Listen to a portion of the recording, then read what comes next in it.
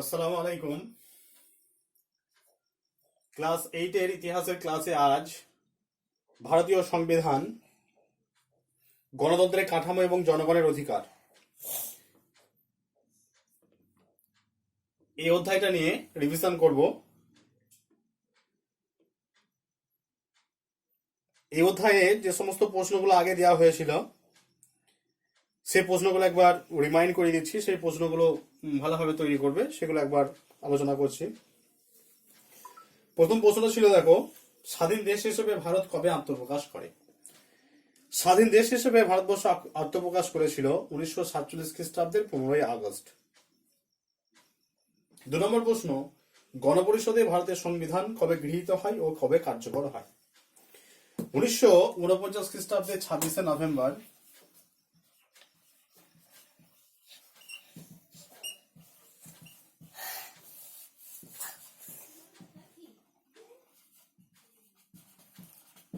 গৃহীত হয় গণপরিষদে, এবং 1950 খ্রিস্টাব্দের 26শে জানুয়ারি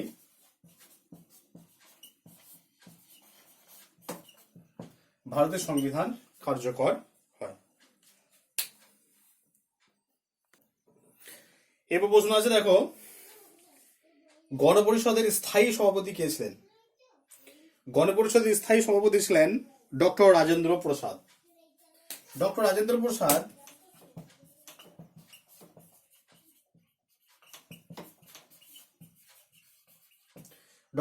প্রসাদ ছিলেন গণপরিষদের স্থায়ী সভাপতি। যদি বলা হয় যে গণপরিষদের প্রথম সভাপতি কে ছিলেন, তখন হবে সচিদানন্দ সিংহ। ডক্টর সচিদানন্দ সিংহ ছিলেন গণপরিষদের প্রথম সভাপতি।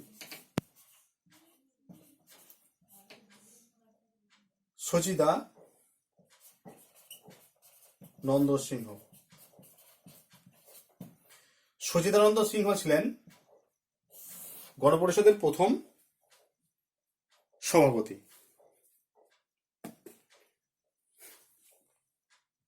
এবার প্রশ্ন আছে তোমাদের, কাকে ভারতের সংবিধানের আত্মা বা মগজ বলা হয়? কাকে ভারতের সংবিধানের আত্মা বা মগজ বলা হয়? ভারতের সংবিধানের প্রস্তাবনা বা প্রিএম্বল, ভারতীয় সংবিধানের প্রস্তাবনা বা প্রিএম্বলকে বলা হয় ভারতীয় সংবিধানের আত্মা বা মগজ। ভারতের সংবিধানের প্রস্তাবনার বৈশিষ্ট্যগুলি আলোচনা করো। ভারতের যে সংবিধান এর প্রস্তাবনা বা প্রিএম্বল, সেই প্রস্তাবনা বা প্রিএম্বলের যে বৈশিষ্ট্য, সেগুলো বৈশিষ্ট্যগুলি আলোচনা করো। তাহলে ভারতের যে সংবিধান, সেই সংবিধানের প্রস্তাবনায় বলা আছে, আমরা ভারতের জনগণ ভারতকে সার্বভৌম সমাজতান্ত্রিক ধর্মনিরপেক্ষ গণতান্ত্রিক সাধারণতন্ত্র রূপে গড়ে তুলতে এবং তার সকল নাগরিকই যাতে সামাজিক, অর্থনৈতিক ও রাজনৈতিক ন্যায় বিচার, চিন্তা, মত প্রকাশ, বিশ্বাস, ধর্ম ও উপাসনার স্বাধীনতা, সামাজিক প্রতিষ্ঠা অর্জন ও সুযোগের সমতা প্রতিষ্ঠা এবং তাদের সকলের মধ্যে ব্যক্তির মর্যাদা এবং জাতীয় ঐক্য ও সংহতি সুনিশ্চিতকরণের মাধ্যমে তাদের মধ্যে যাতে ভ্রাতৃত্বের ভাব গড়ে ওঠে, তার জন্য সত্যনিষ্ঠার সঙ্গে শপথ গ্রহণ করে আমাদের গণপরিষদে আজ 1949 খ্রিস্টাব্দের 26শে নভেম্বর এত দ্বারা এই সংবিধান গ্রহণ বিধিবদ্ধ এবং নিজেদের অর্পণ করছি। এটা যে ভারতীয় সংবিধানের প্রস্তাবনা, সেখানে এটা বলা আছে। এরপর যে বিষয়গুলো প্রস্তাবনায় বলা আছে সেগুলো একটু বলে দিই। প্রস্তাবনায় বলা আছে, দেখো, সার্বভৌম। তাহলে সার্বভৌম বলতে বোঝায় ভারতবর্ষ অভ্যন্তরীণ এবং বৈদেশিক ক্ষেত্রে সম্পূর্ণরূপে স্বাধীন। অন্য কোনো রাষ্ট্রের দ্বারা বা বিদেশি কোনো রাষ্ট্রের দ্বারা ভারতবর্ষ কিন্তু পরিচালিত হয় না। সমাজতান্ত্রিক, ভারতের রাষ্ট্রীয় এবং ব্যক্তি মালিকানা নির্ভর মিশ্র অর্থনীতির মাধ্যমে সমাজতান্ত্রিক সমাজ গড়ে তোলার কথা বলা হয়েছে। তাহলে ভারতবর্ষে রাষ্ট্রীয় মালিকানার সঙ্গে সঙ্গে ব্যক্তিগত মালিকানাকে স্বীকার করা হয়। শুধুমাত্র যে রাষ্ট্রীয় মালিকানা এখানে চলবে তা কিন্তু নয়, রাষ্ট্রীয় মালিকানার সঙ্গে সঙ্গে এখানে ব্যক্তিগত মালিকানাকেও স্বীকার করা হয়। ধর্মনিরপেক্ষ বলতে বোঝায় ভারত রাষ্ট্রের কোনো নির্দিষ্ট ধর্ম নেই, কোনো নিজস্ব ধর্ম নেই। ভারত কোনো ধর্মের প্রতি পক্ষপাতিত্ব করে না। গণতান্ত্রিক, ভারতে প্রাপ্তবয়স্ক ভোটাধিকারের মাধ্যমে এখানে কেন্দ্র সরকার, রাজ্য সরকার এবং স্বায়ত্ত শাসনমূলক প্রতিষ্ঠানে প্রতিনিধি নির্বাচিত হয়। এখানে বংশ পরম্পরার কোনো দাম নেই। সাধারণতন্ত্র সাধারণতন্ত্র রাষ্ট্রপ্রধান জনগণের দ্বারা নির্বাচিত হন, তিনি বংশানুক্রমিকভাবে ক্ষমতায় অধিষ্ঠিত হন না। তাহলে রাষ্ট্রপ্রধান এখানে জনগণের দ্বারা নির্বাচিত হন, এখানে বংশ কলিন্য বা বংশ পরম্পরা কোনো জায়গা নেই।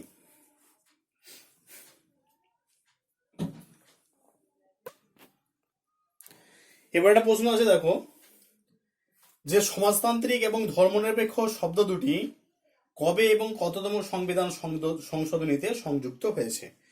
তাহলে এই শব্দ দুটো সমাজতান্ত্রিক এবং ধর্মনিরপেক্ষ শব্দ দুটি কিন্তু প্রথমে ছিল না। এই দুটি 1976 খ্রিস্টাব্দে 42তম সংবিধান সংশোধনীতে সংযোজিত হয়েছে। 1976 খ্রিস্টাব্দের 42তম সংবিধান সংশোধনীতে সংযুক্ত হয়েছে।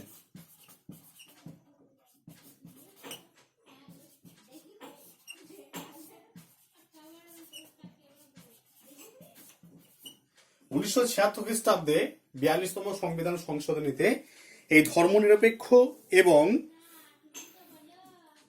সমাজতান্ত্রিক এই শব্দ দুটি সংযোজিত হয়েছে। তারপরে প্রশ্ন আছে, কেন্দ্রীয় শাসন বিভাগ কি কি নিয়ে গঠিত?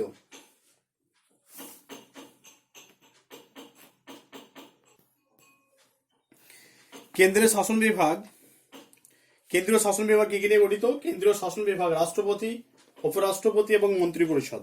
রাষ্ট্রপতি, উপরাষ্ট্রপতি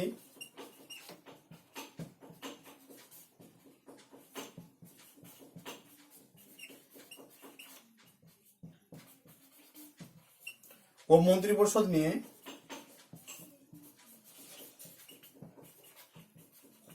রাষ্ট্রপতি, উপরাষ্ট্রপতি এবং মন্ত্রী পরিষদ নিয়ে গঠিত। নেক্সট প্রশ্ন আছে, ভারতের সর্বোচ্চ প্রশাসনিক পদে কে আছেন? ভারতের সর্বোচ্চ প্রশাসনিক পদে আছেন ভারতের রাষ্ট্রপতি। স্বাধীন ভারতের প্রথম রাষ্ট্রপতির নাম কি, বা স্বাধীন ভারতের প্রথম রাষ্ট্রপতি কে ছিলেন? স্বাধীন ভারতের প্রথম রাষ্ট্রপতি ছিলেন ডক্টর রাজেন্দ্র প্রসাদ।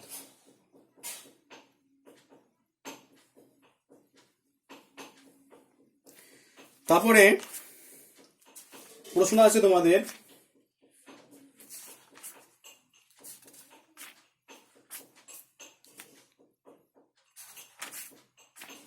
স্বাধীন ভারতের প্রথম উপরাষ্ট্রপতির নাম কি? স্বাধীন ভারতের প্রথম উপরাষ্ট্রপতি ছিলেন ডক্টর সর্বপল্লী রাধাকৃষ্ণন। কেন্দ্রীয় আইনসভার উচ্চকক্ষ এবং নিম্নকক্ষের নাম কি? কেন্দ্রীয় আইনসভার উচ্চকক্ষের নাম রাজ্যসভা এবং নিম্নকক্ষের নাম লোকসভা। রাজ্যসভা এবং লোকসভায় কারা সভাপতিত্ব করেন?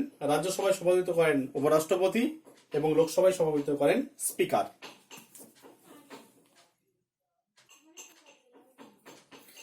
রাজ্যসভায় সভাপতিত্ব করেন উপরাষ্ট্রপতি এবং লোকসভায় সভাপতিত্ব করেন স্পিকার।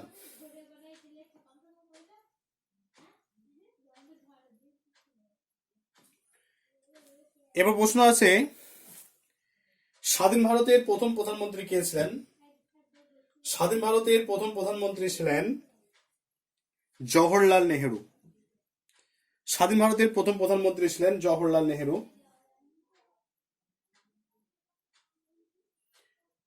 পশ্চিমবঙ্গের আঞ্চলিক স্বায়ত্তশাসন।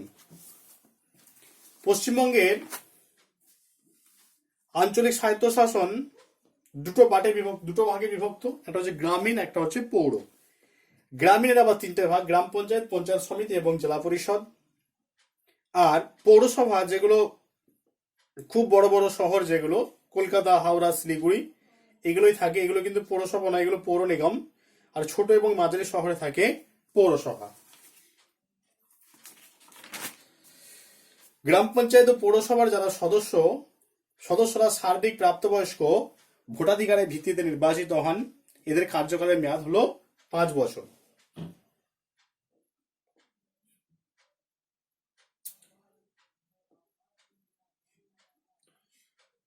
এবার প্রশ্ন আছে, ভারতের সংবিধানে উল্লেখিত মৌলিক অধিকার, ভারতের সংবিধানে উল্লেখিত মৌলিক অধিকারগুলি সম্পর্কে আলোচনা করো। ভারতে উল্লেখিত যে সমস্ত মৌলিক অধিকার, বর্তমানে মৌলিক অধিকার হচ্ছে 6টি। এই মৌলিক অধিকার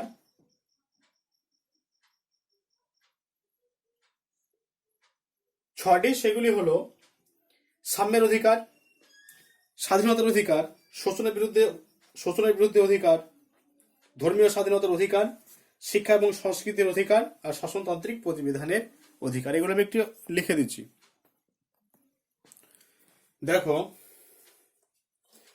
ভারতের সংবিধানে বর্তমানে যে সমস্ত মৌলিক অধিকারগুলির কথা বলা আছে তার সংখ্যা হলো 6। এর আগে মৌলিক অধিকার ছিল 7টি। সম্পত্তির অধিকার, সেই সম্পত্তির অধিকারকে কিন্তু 1978 খ্রিস্টাব্দের 44তম সংবিধান সংশোধনীতে সম্পত্তির অধিকারকে মৌলিক অধিকার থেকে বাদ দেওয়া হয়েছে।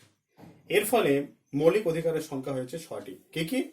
এক হচ্ছে সাম্যের অধিকার। ভারতীয় সংবিধানের 14 থেকে 18 নম্বর ধারায় এই সাম্যের অধিকার এটা আলোচনা করা আছে। সাম্যের অধিকার। 2 হলো স্বাধীনতার অধিকার। ভারতীয় সংবিধানের 19 থেকে 22 নম্বর ধারায় এই স্বাধীনতার যে অধিকার সে অধিকার আলোচনা করা আছে। 3 নম্বর হলো শোষণের বিরুদ্ধে অধিকার। ভারতীয় সংবিধানের 23 এবং 24 নম্বর ধারায় এই শোষণের বিরুদ্ধে যে অধিকার সে অধিকার আলোচনা করা আছে। 4 নম্বর হচ্ছে ধর্মীয় স্বাধীনতার অধিকার। এই ধর্মীয় স্বাধীনতার অধিকার ভারতীয় সংবিধানের 25, 26, 27 এবং 28, 25, 26, 27 এবং 28 এই 4টি ধারাতে, 25, 26, 27, 28 এই 4টি ধারাতে আলোচনা করা আছে।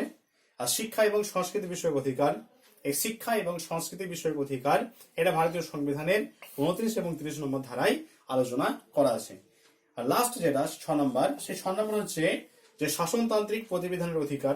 এই শাসনতান্ত্রিক প্রতিবিধানের অধিকার ভারতীয় সংবিধানের 32 এবং 226 নম্বর ধারায় এটা আলোচনা করা আছে। এবার প্রশ্ন আছে বর্তমানে কয়টি মৌলিক অধিকার আছে? তাহলে বর্তমানে মৌলিক অধিকার হচ্ছে 6টা। সাম্যের অধিকার, স্বাধীনতার অধিকার, শোষণের বিরুদ্ধে অধিকার, ধর্মীয় স্বাধীনতার অধিকার, আর শিক্ষা সংস্কৃতি বিষয়ক অধিকার এবং শাসনতান্ত্রিক প্রতিবিধানের অধিকার। তারপরেই প্রশ্ন আছে, দেখো বর্তমানে কয়টি মৌলিক কর্তব্য আছে? এটা তোমাদের প্রশ্ন দেওয়া হয়েছিল, অনেকে কিন্তু এটা ভুল করেছো। মৌলিক কর্তব্যের সংখ্যা হলো 11টি। তোমরা 10টা করেছিলে, 10টা নয়, 11টি হলো মৌলিক অধিকার। লাস্ট যেটা মৌলিক 11টি হলো মৌলিক কর্তব্য। লাস্ট যেটা মৌলিক কর্তব্য, সর্বশেষ যেটা মৌলিক কর্তব্য সেটা হলো প্রত্যেক পিতামাতা বা অভিভাবক 6 থেকে 14 বছর বয়স্ক শিশুকে শিক্ষাদানের ব্যবস্থা করবে।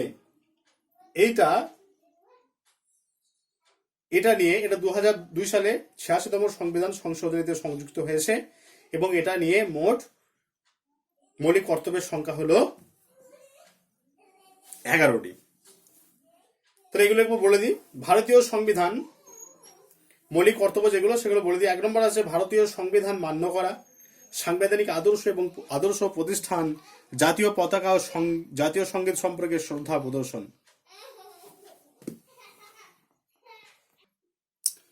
2 নম্বর ভারতের স্বাধীনতা সংগ্রামের সুমহান আদর্শগুলি সংরক্ষণ এবং অনুসরণ। 3 নম্বর ভারতের সার্বভৌমত্ব ও সংহতি রক্ষা করা। 4 নম্বর দেশ রক্ষা ও জাতির সীমামূলক কাজের আহ্বানে সাড়া দেওয়া।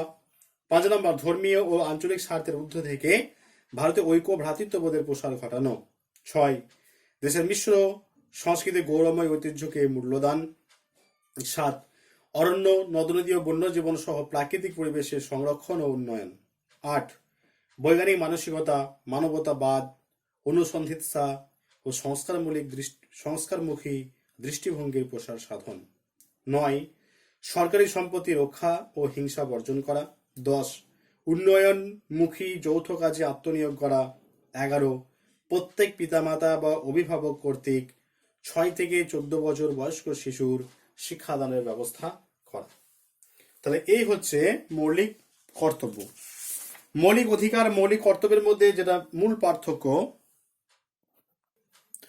মৌলিক অধিকার এবং মৌলিক কর্তব্যের মধ্যে যেটা মূল পার্থক্য সেটা হলো মৌলিক অধিকারগুলি আদালত দ্বারা বলবৎযোগ্য আর মৌলিক কর্তব্যগুলো কিন্তু আদালত দ্বারা বলবৎযোগ্য নয়।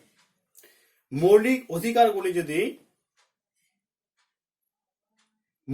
অধিকারগুলি যদি ক্ষুণ্ণ হয় তাহলে আদালতে দ্বারস্থ হওয়া যায়, কিন্তু মৌলিক কর্তব্যগুলি ক্ষুণ্ণ হলে আদালতে দ্বারস্থ হওয়া যায় না। নেক্সট প্রশ্ন আছে যে 1950 খ্রিস্টাব্দের 26শে জানুয়ারি কেন গুরুত্বপূর্ণ? 1950 খ্রিস্টাব্দের 26শে জানুয়ারি দিনটি ভারতবর্ষের কাছে বিশেষ গুরুত্বপূর্ণ, কারণ 1950 খ্রিস্টাব্দের 26শে জানুয়ারি থেকে ভারতের সংবিধান কার্যকরী করা হয়। ভারতীয় সংবিধান 1950 খ্রিস্টাব্দের 26শে জানুয়ারি থেকে কার্যকর হয়েছিল বলে প্রতি বছর এই 26শে জানুয়ারি দিনটি প্রজাতন্ত্র দিবস হিসেবে পালিত হয়।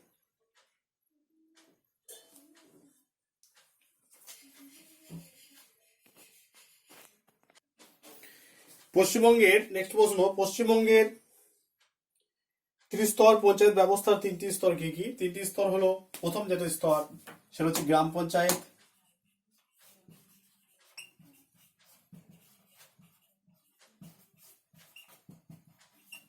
দুই নম্বর হচ্ছে পঞ্চায়েত সমিতি,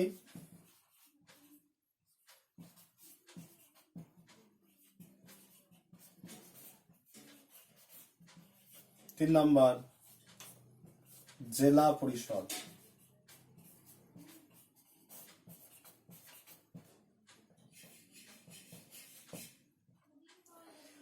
তাহলে ত্রিস্তর পঞ্চায়েত ব্যবস্থার সর্বনিম্ন স্তর হলো গ্রাম পঞ্চায়েত এবং সর্বোচ্চ স্তর হলো জেলা পরিষদ।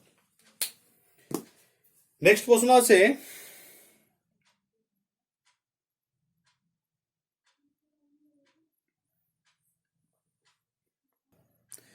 কাউন্সিলর কাদের বলা হয়? পৌরসভার সদস্যদের বলা হয় কাউন্সিলর। পৌরসভার যারা সদস্য তাদের বলা হয় কাউন্সিলর। ওয়ার্ড, একটি পৌরসভা কতগুলি ভাগে বিভক্ত? এই পৌরসভার এই এক একটি ভাগকে বলা হয় ওয়ার্ড। তাহলে একটি পৌরসভা কতগুলি ভাগে বিভক্ত? এই প্রত্যেকটি ভাগকে বলা হয় ওয়ার্ড। নেক্সট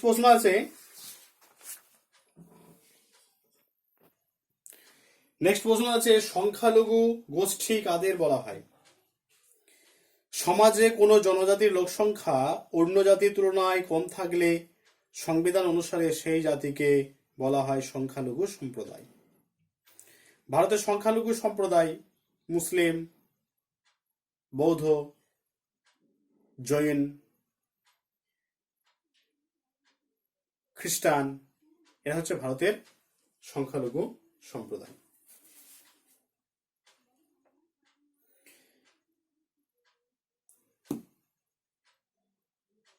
পশ্চিমবঙ্গের নেক্সট প্রশ্ন হচ্ছে যে পশ্চিমবঙ্গের প্রথম মুখ্যমন্ত্রী কে ছিলেন? পশ্চিমবঙ্গের প্রথম মুখ্যমন্ত্রী কে ছিলেন? পশ্চিমবঙ্গের প্রথম মুখ্যমন্ত্রী ছিলেন প্রফুল্ল ঘোষ। প্রফুল্ল ঘোষ ছিলেন পশ্চিমবঙ্গের প্রথম মুখ্যমন্ত্রী।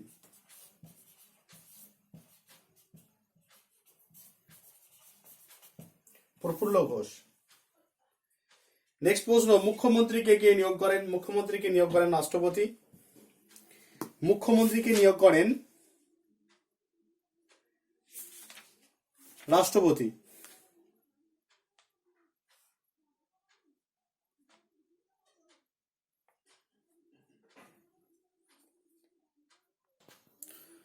সরি, ওর একটু ভুল হয়ে গেছে, সরি।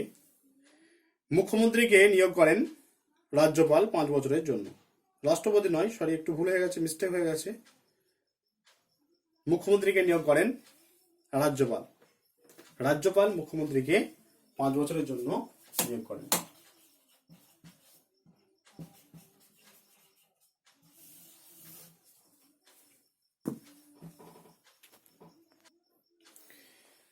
নেক্সট প্রশ্ন, পঞ্চায়েতের সদস্যরা কত বছরের জন্য নির্বাচিত হন? পঞ্চায়েতের সদস্যরা 5 বছরের জন্য নির্বাচিত হন। নেক্সট প্রশ্ন আছে, স্বাধীন ভারতের নির্বাচন প্রথম কবে অনুষ্ঠিত হয়? স্বাধীন ভারতের নির্বাচন 1951-52 খ্রিস্টাব্দে প্রথম অনুষ্ঠিত হয়। 1951-52।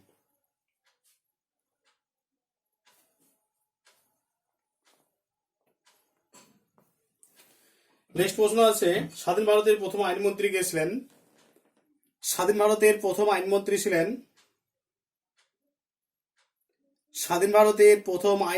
ছিলেন ভীমরাও রামজি আম্বেদকর। ডক্টর ভীমরাও রামজি আম্বেদকর ছিলেন স্বাধীন ভারতের প্রথম আইনমন্ত্রী। নেক্সট প্রশ্ন, স্বাধীন ভারতের প্রথম মহিলা রাষ্ট্রপতি কে? স্বাধীন ভারতের প্রথম মহিলা রাষ্ট্রপতি ছিলেন শ্রীমতী প্রতিভা দেবী সিং পাটিল। শ্রীমতী প্রতিভা দেবী সিং পাটিল ছিলেন ভারতের প্রথম মহিলা রাষ্ট্রপতি।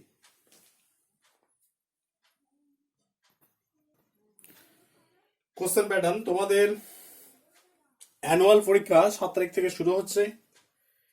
প্রশ্ন যে প্যাটার্ন, সেই প্রশ্ন প্যাটার্ন হচ্ছে এমসিকিউ থাকবে 7টি, এসিকিউ মানে শর্ট 1 নম্বরে যেটা শর্ট কোশ্চেন আমরা বলি, সে শর্ট কোশ্চেন থাকবে 8টি। 1 নম্বরে যেটাকে আমরা বলি এক কথায় উত্তর দাও বা পূর্ণ বাক্যে উত্তর দাও, 1 নম্বরে যে প্রশ্নগুলো থাকে 8টি থাকবে। শূন্যস্থান পূরণ, ফিল ইন দ্য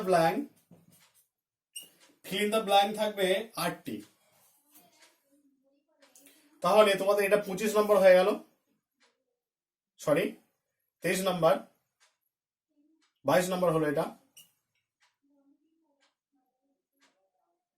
23 নম্বর হলো, সরি 23। আর 2 নম্বরে প্রশ্ন থাকবে 5টি। 2 নম্বর সংক্ষিপ্ত উত্তর যেটাকে আমরা বলি, 2 নম্বরে প্রশ্ন থাকবে 5টি, তাহলে 5 × 2 10।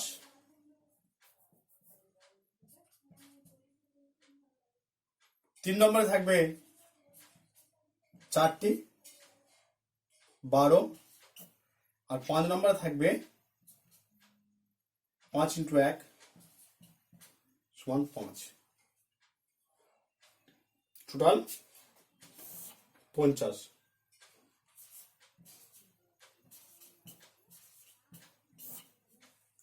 2 নম্বরে থাকবে 5টি, 3 নম্বরে থাকবে 4টি, আর 5 নম্বরে থাকবে 1টি। মোট 50 নম্বর তোমাদের পরীক্ষা হচ্ছে। তাহলে এমসিকিউ 7 আর এসিকিউ মানে শর্ট আনসার টাইপ যে কোশ্চেন গুলো হয় 8টি, আর ফিল ইন দ্য ব্ল্যাঙ্ক থাকবে 8। তাহলে 8 আর 16 আর সাথে 23। আর এদিকে 2 নম্বরে থাকবে 5টি, 5 × 2 = 10। 3 নম্বরে থাকবে 4টি 12, আর 5 নম্বরে থাকবে 1টি। তোমাদের দেখো মোট 5টি অধ্যায় দেওয়া হয়েছে। সেই 5টা অধ্যায়ের যে সমস্ত প্রশ্নগুলো আমি আলোচনা করেছি, সেই প্রশ্নগুলো ভালোভাবে সবাই তৈরি করবে। এরপরে যদি কারো কিছু অসুবিধা হয় আমাকে অবশ্যই জানাবে।